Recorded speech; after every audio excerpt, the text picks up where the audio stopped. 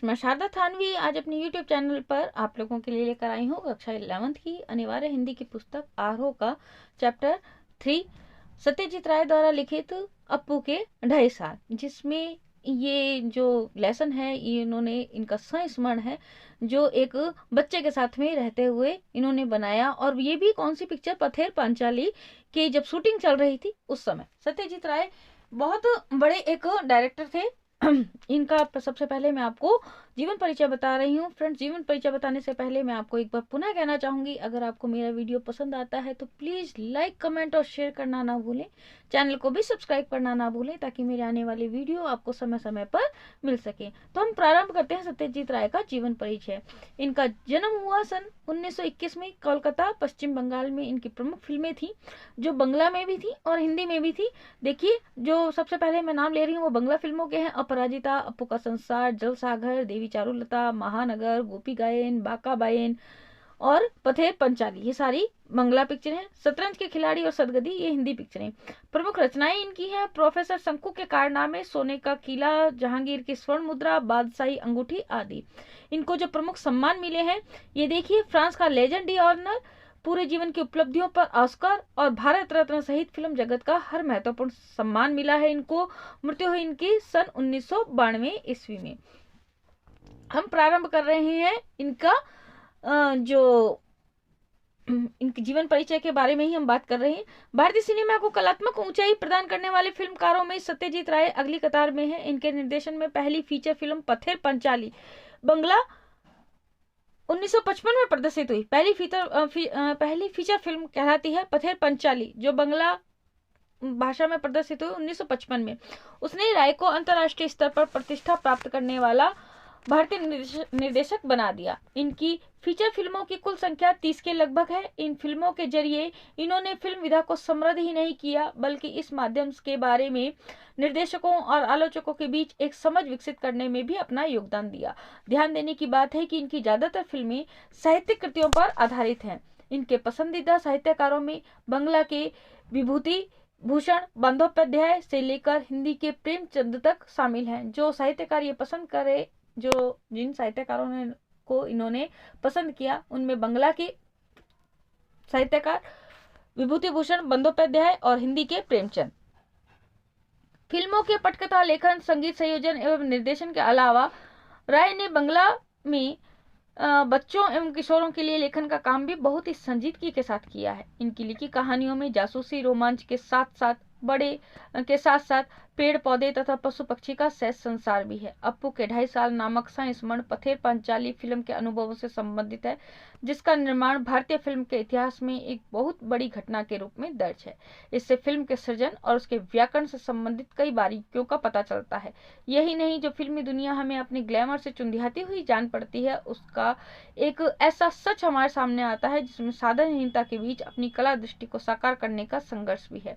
इस पाठ का भाषांतर बांग्ला मूल से विलास गीते ने किया है। किसी फिल्मकार के लिए उसकी पहली फिल्म एक अबूझ पहेली होती है, बनने या न बनने पाने की अमूर्त शंकाओं से घिरी। फिल्म पूरी होती है तो फिल्मकार जन्म लेता है। अपनी पहली फिल्म की रचना के दौरान हर फिल्मकार का अनुभव संसार इतना रोमांचकारी होता है कि वह उसके जीवन में बचपन की स्मृतियों की तरह हमेशा जीवंत बना रहता है। इस अनुभव संसार में दाखिल होना उस बेहतरीन फिल्म से गुजरने से कम नहीं। हम प्रारंभ कर रहे हैं मूल पाठ अप्पू के 2.5 साल। पथेर पांचाली फिल्म की शूटिंग का काम 2.5 साल तक चला था। इस 2.5 साल के कालखंड में हर रोज तो जो शूटिंग होती ही नहीं थी। मैं तब एक विज्ञापन कंपनी में नौकरी करता था। नौकरी के काम से जब फुर्सत मिलती थी तब शूटिंग करता था। मेरे पास उस समय पर्याप्त पैसे भी नहीं थे। पैसे खत्म होने के बाद फिर से पैसे जमा होने तक शूटिंग स्थगित रखनी पड़ती थी। शूटिंग का आरंभ करने से पहले फिल्म में काम करने के लिए कलाकार इकट्ठा करने का एक बड़ा आयोजन हुआ। विशेषकर अप्पू की भूमिका निभाने के लिए 6 साल का लड़का मिल ही नहीं रहा था। आखिर मैंने अखबार में उस संदर्भ में एक इश्तेहार दिया। इश्तेहार मतलब होता है बच्चों विज्ञापन। राज बिहारी एवेन्यू की एक बिल्डिंग से में मैंने एक कमरा भाड़े पर लिया था, मतलब किराए पर लिया था। वहां पर बच्चे इंटरव्यू के लिए आते थे, साक्षात्कार के लिए आते थे। बहुत से लड़के आए, लेकिन अप्पू की भूमिका के लिए मुझे जिस तरह का लड़का चाहिए था वैसा एक भी नहीं था। एक दिन एक लड़का आया, उसकी गर्दन पर लगा पाउडर देखकर मुझे शक हुआ। नाम पूछने पर नाजुक आवाज में वह बोला, दिया। उसके साथ आए उसके पिताजी से मैंने पूछा, क्या अभी अभी इसके बाल कटवा कर यहाँ ले आए हैं? वे सज्जन पकड़े गए, सच छिपा नहीं सके। बोले, असल में यह मेरी बेटी है, अप्पू की भूमिका मिलने की आशा से इसके बाल कटवा कर आपके यहाँ ले आया हूँ।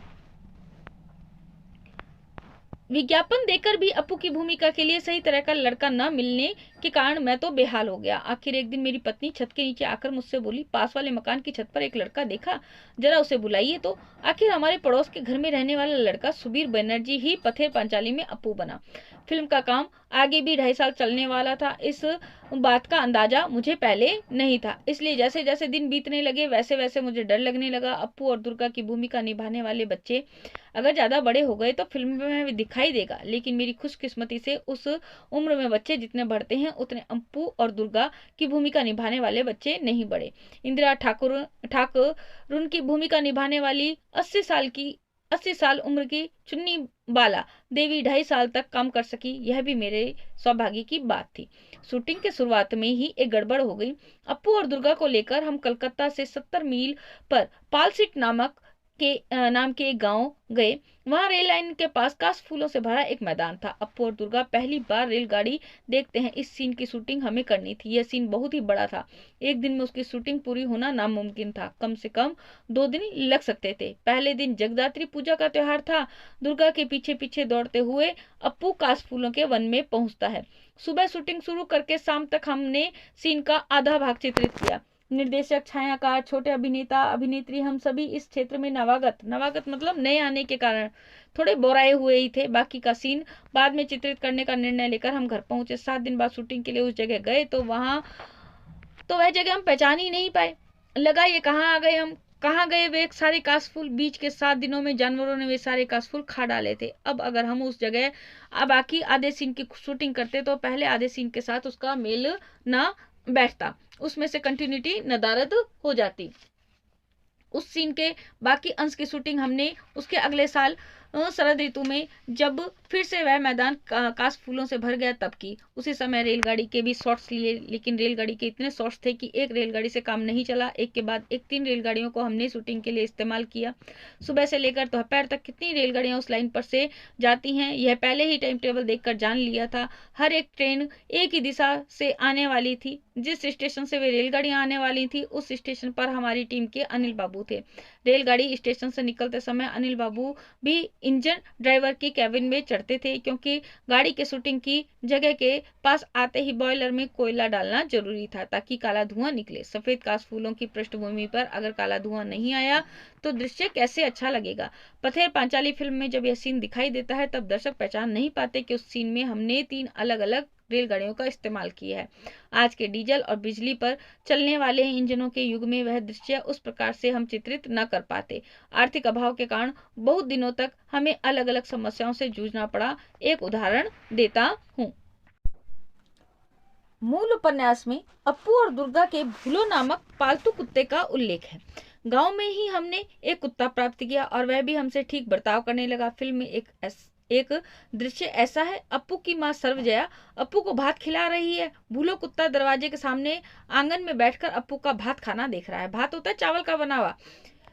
अप्पू के हाथ में छोटे तीर कमान है, खाने में उसका पूरा ध्यान नहीं है। वह माँ की ओर पीठ करके बैठा हुआ है। वह तीर कमान खेलने के लिए उतावला भी है।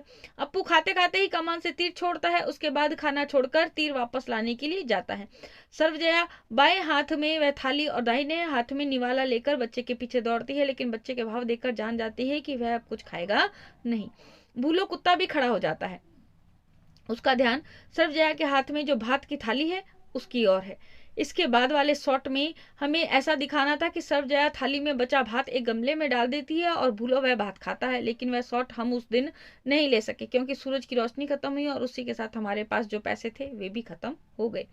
6 महीने बाद फिर से पैसा इकट्ठा होने पर हम फिर बोडाल गांव में उस सीन का बाकी अंश चित्रित करने के लिए गए। केवल वो सर्वजया द्वारा वो गमले में डालना और उसका कुत्ते का खाना। लेकिन वहां जाने पर समाचार मिला कि भूलो कुत्ता अब इस दुनिया में नहीं है। अब क्या होगा? खबर मिली कि भूलो जैसा दिखने वाला एक कुत्ता गांव में है। अब लाओ पकड़ के उस कुत्ते को। सचमुच यह कुत्ता भूलो जैसा ही दिखता था। वह भूलो से बहुत ही मिलता जुलता था। उसके शरीर का रंग तो भूलो जैसा बादामी ही था। उसकी दुम का छोर भी भूलो के दुम की छोर जैसा ही सफेद था। आखिर वह फेंका हुआ भात उसने खाया और हमारे उस दृश्य की शूटिंग पूरी हुई। फिल्म देखते समय यह बात किसी के भी ध्यान में नहीं आई कि एक सीन में हमने भूलों की भूमिका में दो अलग अलग कुत्तों से काम लिया है। और सिर्फ कुत्ते के संदर्भ में ही नहीं, आदमी के संदर्भ में भी एक ऐसी ही समस्या से पथेर पांचाली की शूटिंग को दौरान उलझना पड़ा था। श्रीनिवास नामक घूमते मिठाई वाले से मिठाई खरीदने के लिए अप्पू और दुर्गा के पास पैसे नहीं थे। वे तो मिठाई खरीद नहीं सकते, इसलिए अप्पू और दुर्गा उस मिठाई वाले के पीछे पीछे मुखर्जी के घर के पास जाते हैं। मुखर्जी अमीर आदमी है, वे तो मिठाई जरूर खरीदेंगे और उनका मिठाई खरीदना देखने में ही अप्पू और दुर्गा की खुशी है। इस दृश्य का कुछ अंश चित्रित होने के बाद हमारी शूटिंग कुछ महीनों के लिए स्थगित हो गई। पैसे हाथ आने पर फिर जब हम उस गांव में शूटिंग करने के लिए गए तब खबर मिली कि श्रीनिवास मिठाई वाले की भूमिका जो सज्जन कर रहे थे उनका देहांत हो गया। अब पहले वाले श्रीनिवास का मिलता जुलता दूसरा आदमी कहाँ से मिलेगा? आखिर श्रीनिवास की भूमिका के लिए हमें जो सज्जन मिले उनका चेहरा पहले वाले श्रीनिवास से मिलता जुलता नहीं था, लेकिन शरीर से वे पहले श्रीनिवास जैसे ही थे। उन्हीं पर हमने दृश्य का बाकी अंश चित्रित किया। फिल्म में दिखाई देता है कि 1 नंबर श्रीनिवास बांसबन से बाहर आता है और अगले शॉट में 2 नंबर श्रीनिवास कमरे की और पीट करके मुखर्जी के घर के गेट के अंदर जाता है। पथेर पांचाली फिल्म अनेक लोगों ने 1 से अधिक बार देखी है, लेकिन श्रीनिवास के मामले में यह बात किसी के ध्यान में आई है ऐसा मैंने नहीं सुना। इस श्रीनिवास के सीन में ही एक शॉट के वक्त हम बिल्कुल तंग आ गए थे और वह थी उस भूलो कुत्ते की वजह से। छोटे से पुकुर का मतलब होता है बच्चों पोखर। छोटे से पुकुर के पार मिठाई वाला खड़ा है और इस पार अपने घर के पास अप्पू और दुर्गा मिठाई वाले की और ललचाई नजर से देख रही हैं। क्यों मिठाई खरीदेंगे? मिठाई वाले ने के इस सवाल का वे ना में जवाब देते हैं। तब मिठाई वाला मुखर्जी के घर की ओर जाने लगता है। दुर्गा अप्पू से कहती है चल हम भी जाएंगे। भाई बहन दौड़ने लगते हैं और उसी समय पीछे झुरमुटों में बैठा भूलो कुत्ता भी छलांग लगाकर उनके साथ दौड़ने लगता है। हमें ऐसा सीन लेना था, लेकिन मुश्किल यह है कि यह कुत्ता कोई हॉलीवुड का सिखाया हुआ नहीं था, इसलिए यह बताना भी मुश्किल ही था कि वह अप्पू दुर्गा के साथ भागता जाएगा या नहीं। कुत्ते के मालिक से हमने कहा था अप्पू दुर्गा जब भागने लगते हैं तब तुम अपने कुत्ते को उन दोनों के पीछे भागने के लिए कहना, लेकिन शूटिंग के वक्त दिखाई दिया कि वह कुत्ता मालिक की आज्ञा का पालन नहीं कर रहा है। इधर हमारा कैमरा चालू ही था। कीमती फिल्म जाया हो रही थी, जाया मतलब बर्बाद हो रही थी, खराब हो रही थी और मुझे बार बार चिल्लाना पड़ रहा था कट कट। अब यहाँ धीरज रखने के सिवा कोई दूसरा उपाय नहीं था। अगर कुत्ता बच्चों के पीछे दौड़ा तो ही वह पालतू कुत्ता लग सकता था। आखिर मैंने दुर्गा से अपने हाथ में थोड़ी मिठाई छिपाने के लिए कहा और वह कुत्ते को दिखाकर दौड़ने को कहा। इस बार कुत्ता उनके पीछे भागा और हमें हमारी इच्छा के अनुसार शॉट मिला। पैसों की कमी के कारण ही बारिश का दृश्य चित्रित करने में बहुत मुश्किल आई थी। बरसात के दिन आए और गए, लेकिन हमारे पास पैसे नहीं थे, इस कारण शूटिंग बंद थी। आखिर जब हाथ में पैसे आए तब अक्टूबर का महीना शुरू हुआ था। शरद ऋतु में निरभ्र आकाश के दिनों में भी शायद बरसात होगी, इस आशा से मैं अप्पू और दुर्गा की भूमिका करने वाले बच्चे, कैमरा और तकनीशियन को साथ लेकर हर रोज देहात में जाकर के बैठा रहता था। देहात मतलब गांव। आकाश में एक भी काला बादल दिखाई दिया तो मुझे लगता बरसात होगी। मैं इच्छा करता वह बादल बड़ा हो जाए और बरसने लगे। आखिर एक दिन हुआ भी वैसा ही। शरद ऋतु में भी आसमान में बादल छाए और धुआंधार बारिश होने लगी। उसी बारिश में भीगकर दुर्गा भागती हुई आई और उसने पेड़ के नीचे भाई के पास आसरा लिया। भाई बहन एक दूसरे से चिपक कर बैठे। दुर्गा कहने लगी, नेबूर पाता कर मचा, हे वृष्टि घरे जा। बरसात, ठंड। अप्पू का बदन खुला, प्लास्टिक के कपड़े से ढके कैमरे को आंख लगाकर देखा तो वह ठंड लगने के कारण सिहर रहा था। शॉट पूरा होने के बाद दूध में थोड़ी ब्रांडी मिला करके दी और भाई बहन का शरीर गर्म किया। जिन्होंने पथेर पांचाली फिल्म देखी है वे जानते ही हैं कि वह शॉट बहुत अच्छा चित्रित हुआ है। शूटिंग की दृष्टि से गोपाल ग्राम की तुलना में बोडाल गांव हमें अधिक उपयुक्त लगा। अप्पू दुर्गा का घर, अप्पू का स्कूल, गांव के मैदान, खेत, पुकुर, आम के पेड़, बांस की झुरमुट, ये सभी बातें बोडाल गांव में और आसपास हमें मिली। अब उस गांव में बिजली आ गई है, पक्के घर, पक्के रास्ते बने हैं। उस जमाने में वे नहीं थे। उस गांव में हमें बहुत बार जाना पड़ा, बहुत बार रहना भी पड़ा, इसलिए वहां के लोगों से भी हमारा परिचय हुआ। उन लोगों में एक बहुत अद्भुत सज्जन थे, उन्हें हम सुबोधदा कहकर पुकारते थे। वे 60-65 साल के थे, उनका माथा गंजा था। वे अकेले ही एक झोंपड़े में रहते और दरवाजे पर बैठकर खुद कुछ ना कुछ बड़बड़ाते रहते थे। हम उस गांव में एक फिल्म की शूटिंग करने वाले हैं, यह जानकर वे गुस्सा हो गए। हमें देखने पर वे चिल्लाते, फिल्म वाले आए हैं, मारो उनको लाठियों से। पूछताछ करने पर लोगों ने बताया कि वे मानसिक रूप से बीमार हैं। बाद में सुबोध दास से हमारा अच्छा परिचय हुआ। वे हमें पास बुलाकर दरवाजे में बैठकर वायलिन पर लोक गीतों की धुनें बजाकर सुनाते भी थे। बीच बीच में हमारे कानों में फुसफुसाते, वो साइकिल पे जा रहा आदमी देख रहे हो, है ना, वह कौन है जानते हो, वह है रूजवेल्ट, पक्का पाजी। उनके मत से दूसरा एक था चर्चिल, एक था हिटलर, तो एक था अब्दुल गफ्फार खां। सभी उनके मतानुसार पाजी थे, उनके दुश्मन थे। हम जिस घर में शूटिंग करते थे उसके पड़ोस में एक धोबी रहता था। उसके कारण हमें बहुत परेशानी होती थी। वह भी थोड़ा सा पागल था और कभी भी भाइयों और बहनों कहकर किसी राजकीय मुद्दे पर लंबा भाषण शुरू करता था। फुर्सत के समय उसके भाषण पर हमें कुछ आपत्ति नहीं थी, लेकिन अगर शूटिंग के समय वह भाषण शुरू करता तो हमारे साउंड का काम प्रभावित हो सकता था। उस धोबी के रिश्तेदारों ने अगर हमारी मदद न की होती तो वह धोबी सचमुच ही एक सिरदर्द बन जाता। जिस घर में हम पथेर पंचाली की शूटिंग करते थे वह घर हमें एकदम ध्वस्त अवस्था में मिला था। उसके मालिक कलकत्ता में रहते थे। उनसे हमने वह घर शूटिंग के लिए भाड़े पर लिया था। उस घर की मरम्मत करके उसे शूटिंग के लिए ठीक ठाक करवाने में हमें लगभग 1 महीना लगा। उस घर के एक हिस्से में एक कोने के पास एक ऐसे कुछ कमरे थे, वे हमने फिल्म में नहीं दिखाए। उन कमरों में हम अपना सामान रखा करते थे। एक कमरे में रिकॉर्डिंग मशीन लेकर हमारे साउंड रिकॉर्डिस्ट भूपेन बाबू बैठा करते थे।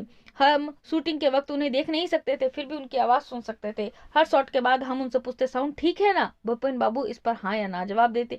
एक दिन शॉट के बाद मैंने साउंड के बारे में उनसे सवाल किया, लेकिन कुछ भी जवाब नहीं आया।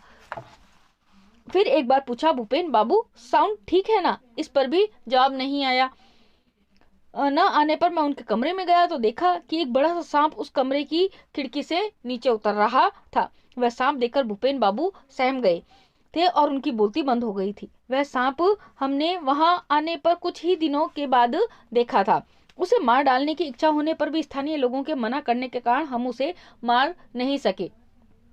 वह वास्तु सर्प था और बहुत दिनों से वहां रह रहा था। वास्तु सर्प बच्चों वह सर्प होता है जो घर में अक्सर दिखाई देता है और लेकिन कुल देवता माना जाता है। बांग्ला में उसे वास्तु सर्प कहते हैं और कुल देवता माना जाता है, उसे मारा नहीं जाता। उसे बांग्ला में क्या कहा जाता है? वास्तु सर्प कहा जाता है। तो इस प्रकार से हमारा ये चैप्टर पूरा हुआ है। आज उम्मीद करती हूँ आप लोगों को चैप्टर समझ में आया होगा। मैं आप लोगों को इन चैप्टर्स के क्वेश्चन आंसर भी करवाऊंगी, लेकिन पहले आपको चैप्टर्स अच्छी तरह समझने की आवश्यकता है। तो मेरा वीडियो पहले पूरा देख करके आपको पूरा चैप्टर पढ़ेंगे, उसके बाद में समझ में आ जाएगा। मैं आपको इसके क्वेश्चन आंसर के वीडियो भी डालूंगी। तो फ्रेंड्स, अगर आपको मेरा वीडियो पसंद आता है तो प्लीज लाइक, कमेंट और शेयर करना ना भूलें और चैनल को भी सब्सक्राइब करना ना भूलें ताकि मेरे आने वाले वीडियो आपको समय समय पर मिल सकें। आज के लिए धन्यवाद। अगली वीडियो में जल्दी मुलाकात होगी।